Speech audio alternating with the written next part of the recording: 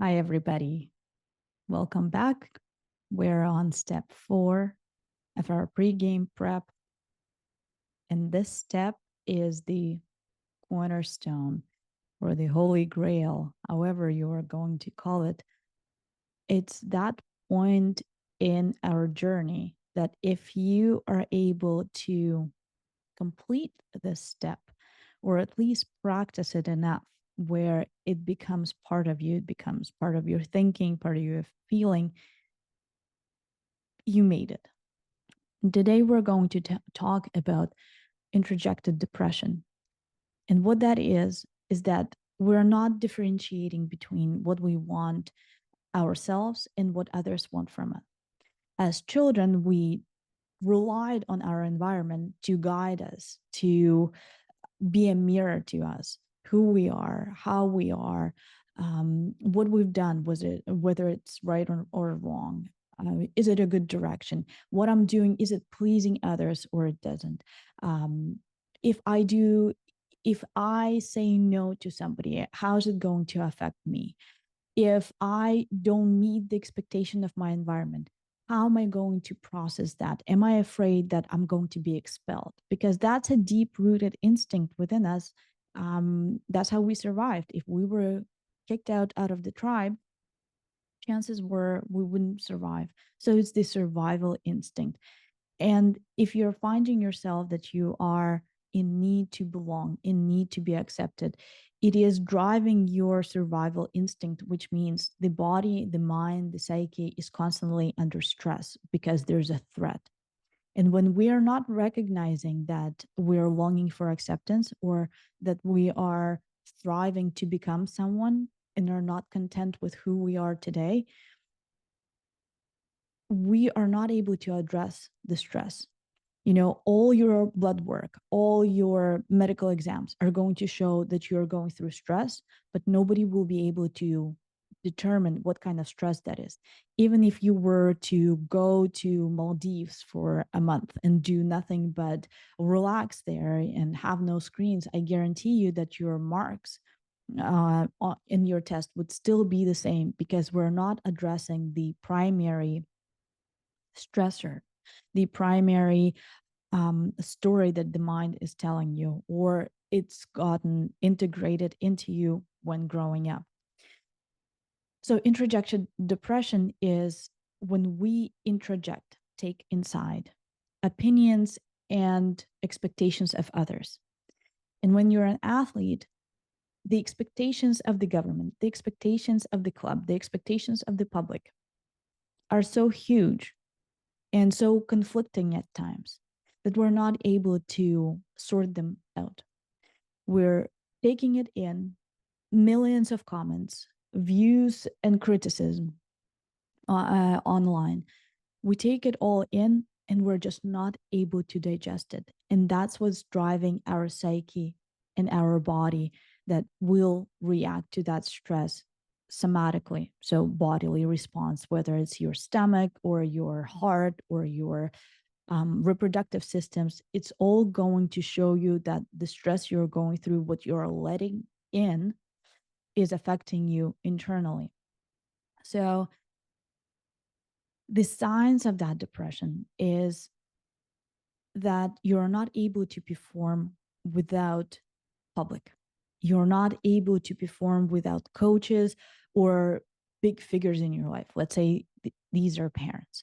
If your parents are not in the arena, you're not getting that push. You're not getting that explosiveness. You're not getting that drive to perform. Because if no one's watching, who am I doing it for?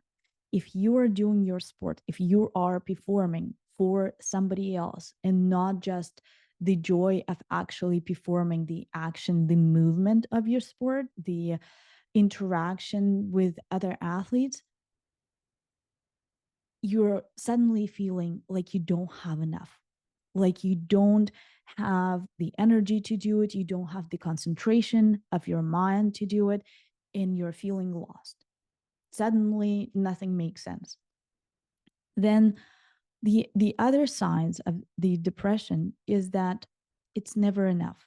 It's a never ending chase of something that would suddenly make you feel content with yourself, content with where you are, content with what you're doing. The fear is to stop, because the minute you feel that you're worthy, the minute you feel that you're loved, the minute you feel that you've done enough for yourself, for everybody else, and you can just start living without a purpose, without a goal, just living. It's very scary, because most likely you've never found yourself in that state of mind, in that environment where you're just being without moving. So stopping is very difficult for an athlete who suffers from an introjected depression, because paradoxically, introjected depression gives energy, it gives explosiveness. Why? Because it's aggression, but it's aggression that you have taken in already. That aggression came from the tribe, family, school, kindergarten, I don't know, circle of friends. Somebody was pushing you to be more, to be better, to do more, to be somebody else. For example, your appearance was not accepted. So let's say you were chubby and people were bullying you for being chubby. And you've taken that as a norm of putting that aggression, putting that discontent with yourself, that you are not meeting some kind of standard inward. And now you don't need anybody to tell you that you haven't gone to the gym today or you haven't run a marathon today. You will do it for yourself because you've taken it in. And that is constantly driving you. It's whipping that whip inside of yourself and getting you to go and getting you to perform and getting you to do more, better, faster, I don't know, higher. All of these things will constantly drive you to perform, and that becomes normal. But it is taxing on the body, because that normal is a non-stop. That normal is a horse that never stops for a break and keeps on running. And we all know that a horse that doesn't have a break will eventually die of exhaustion. That's where we face burnout. That's where we face agony. That's where we face constant tension in the body, where we have to go to a physio, to a massage therapist, to, I don't know, biofeedback to be able to release those. But the process is constantly there. So you're putting a band-aid on something that doesn't stop and continues to eat at yourself on the inside. The fear of criticism is so high. That means if somebody criticized you, you're not meeting the standard and you're in danger of being expelled again. That criticism is not even just um, related to your sport. The criticism can come from something milder, something, oh, you're not making the eggs the right way. Oh, you're not doing your hair the right way. Oh, your makeup is not looking good on you. Anything, any criticism is like a pin that somebody pokes you with. It hurts. And because it hurts, you're running away from the pain of being hurt by criticism, by somebody not liking you, by somebody disapproving. All of that drives you to perform if you're competing, if you're not already there and you're so full of love of this world, of love for this sport, of love of who you are in this sport and how you feel, then everything else, I guarantee you with 99% certainty that the depression is there. But it's not recognized, because generally people think that depression is when I'm not in a good mood. I don't have energy to get outside, be social, and so forth. We're facing a compensation to falling so low that there's no way but out in fear of falling. Another sign that you're suffering from a depression like that is the importance of feeling of I can. I can without anybody else. I can because I have to. I can because only then I will feel strong and worthy and unbeatable. The pain of being hurt, the pain of disapproval makes people create this shell that you can get through. You can get through from the outside, but you also can get out. You can get outside and show yourself because there's the fear. But what if I show myself and they don't like it and they will disapprove? It's better to sit down and not be noticed, which is why a lot of athletes are not able to break through. They're constantly in the 30th place, in the 50th place, in the 700th place, because what if you come out and you actually show yourself and you become the star? What if they don't like you? And so that is the mechanism that's holding you back from showing up, from showing up to be seen, from showing up to be judged, but also be loved. The shell that athletes are creating around themselves when they're afraid to really come out into the light is that they are not letting the disapproval in, but they're also not letting love and approval in. They're shielding themselves not only from the negative, but also from the positive. And the recipe to that is to allow people to disapprove without letting it in. And that is a practice. It has to become part of how you work. Disapproval of somebody on the outside, if it's not let in, if it's not considered, if it's not um, taken as a standard, is not going to hurt. If you're coming out there with the knowing that there will be fans that will boo you, there will be fans that disapprove, there will be fans that will yell at you, there will be fans who are just jealous. They want to be you, but they can't. So they will be spitting their bile because that's their only way of letting their aggression and jealousy out. But it's their problem, not yours. It doesn't mean that everything that is said out there you have to take in as truth. That mechanism works for a child and the parent because the child relies on the parent to know who they are, how they are.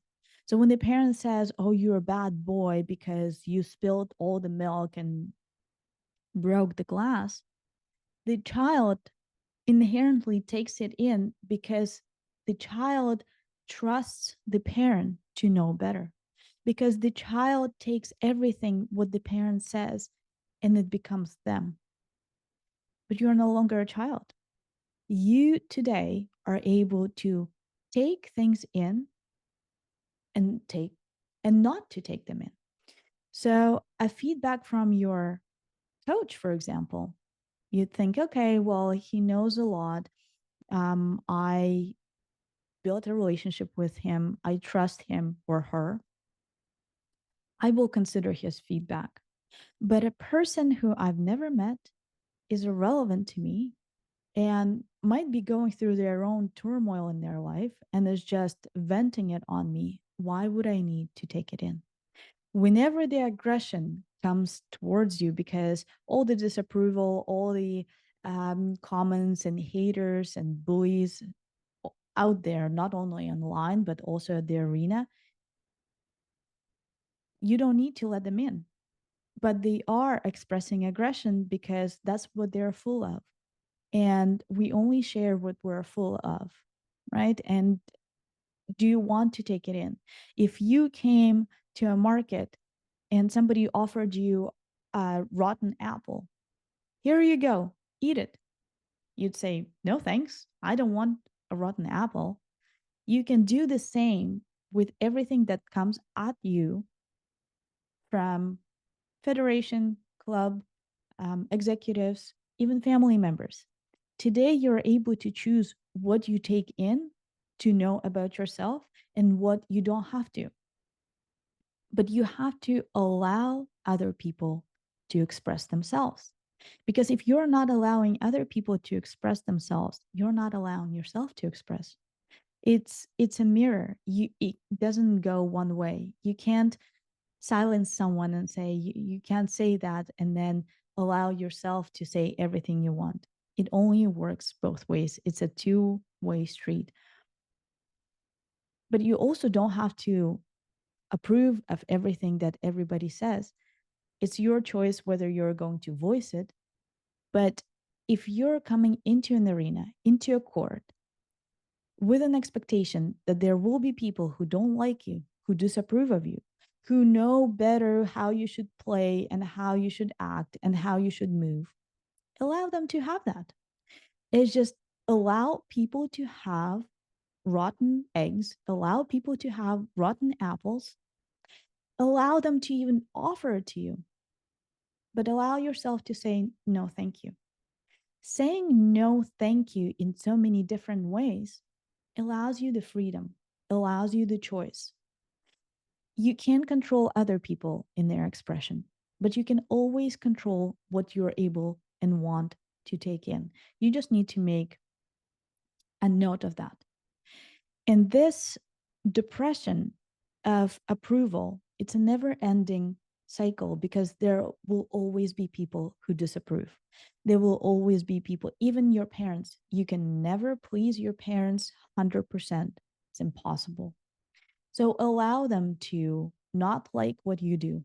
Allow them to vent and, you know, tell you that this is the worst thing that you could have done. Let them have it, but don't take it in because it's no longer true what other people are saying about you. If you know internally that your actions are pure, that your intent is clear, you don't need the outside noise. It can be anything. You just don't need to take it in, but allow them to be. Because once you allow them to be, you're allowing yourself to be. And a word of caution right here, when you finally start doing these things, when you start, when you stop running away from disapproval, when you stop running away from hurtful remarks, you actually find your biggest strength. But because you have been in the agony for so many years, that strength that you're going to possess, that strength of not having to run anymore, of not having to act anymore, of not having to pursue and achieve anymore, is going to feel odd because it's not a normal state for you. And your first instinct will be to go back to how it is because you are used to being full of energy to do things. You're full of energy to be driven. You're full of energy to conquer and do and have milestones. And being still, being calm, being composed is a very unusual feeling. When you feel like that, you instantly become scared. You become scared because you think that another poke at you is coming. You are being afraid that another disapproval, somebody's calling you lazy, for example, is coming. That state of stillness is so non habitual to you that you have to make it a habit. And the first several steps are going to be very difficult. This is why I'm calling the fourth step today the cornerstone. Because if you're able to instill that stillness within yourself, you will be able to exceed your own expectations. If you turn, you will be able to move on to the next level. But if you are not able to handle the stillness, if you are not able to handle the calmness, the unusual, you will roll back. And that's okay. You will roll back. And then you can start the first three steps all over again and attempt the fourth step. And if you fail, you do it again. In our time, goal setting has become an obsession. Goal after goal after goal after goal. The satisfaction that people are getting from a goal is very fleeing because it has to be emotion to go. It's an achievement. It's running after something versus interacting with what is. It's running away versus facing it and absorbing it. It's a different strength of being still when turmoil is happening around. It's a different strength of being still when everyone else is running after something. It's that inherent trust in yourself, within yourself, that dignity, that self worthiness that allows you not to run in the stampede. When you're going to your practice, when sports practice, your professional practice, try and see how your body feels and moves when you're not looking for approval, when you're not looking for feedback. Try and see how the body feels because it's going to be unusual, but it doesn't mean that it's wrong. You know, going from eating rotten apples to going and eating organic, fresh, tasty, juicy, ripe apples will taste differently. It doesn't mean that it's wrong. It means that it's better, but you're just not used to it. So start getting used to being versus becoming. You will never become, but you are already. And see how the body performs when you are in the being versus you're trying to run a certain time, race a certain angle, hit a certain point. See how your body freely moves when it's allowed to just be. And we will build up upon it. Let me know in the comments, emails, in person, how you feel. Truthful feedback, because in my experience, that feedback will most likely be, oh my gosh, I can't do it. Oh my gosh, this is terrible. I don't feel like it. Oh, I feel helpless. I don't like that. All of these things are truthful, real feedback, which 90% of you will experience. And it doesn't mean that you're on the wrong